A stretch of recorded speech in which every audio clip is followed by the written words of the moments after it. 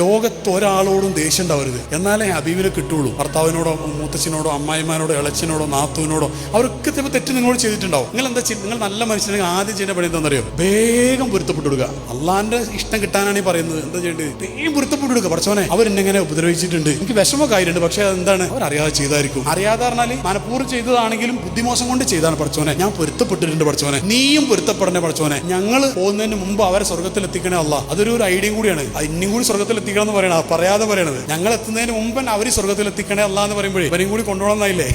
അങ്ങനെയൊക്കെ ദോർക്കും അള്ളാഹു നമ്മളെ പരിഗണിക്കും. അല്ലാതെ ഒരു അമ്മായിമ്മ അല്ലെങ്കിൽ നാത്തൂൻ അല്ലെങ്കിൽ ഭർത്താവ് അല്ലെങ്കിൽ അയൽവാസി അല്ലെങ്കിൽ കൂടെ പഠിച്ച ഒരാൾ അല്ലെങ്കിൽ ഒരാൾ ദേഷ്യം പിടിക്കുമ്പോഴത്തേക്ക് അങ്ങോട്ട് ആര് നിങ്ങൾ എതിർത്താലും അത് അള്ളാഹുവിലേക്ക് നിങ്ങൾ അടുപ്പിക്കാൻ വേണ്ടിയാണ് എതിർപ്പുകൾ കൊണ്ടുവരുന്നത്. അങ്ങനെ കുറെ സീക്രട്ടുകൾ ഇസ്ലാമിനുണ്ട്. അതാ ഞാൻ പറഞ്ഞത്. അത് മനസ്സിലാവാതെ നമ്മൾ ഇങ്ങനെ കച്ചറ കൂടി ഇങ്ങനെ നടക്കും. ആകെ അമ്മായിമാരോട് പ്രശ്നം. ആരിങ്ങോട്ട് എന്ത് തെറി പറഞ്ഞാലും ശരി, ബിസ്മി ചൊല്ലിയിട്ട് പടച്ചോനെ പൊരുത്തപ്പെട്ടു കൊടുക്കണേ അള്ളാഹു ദ്വാര.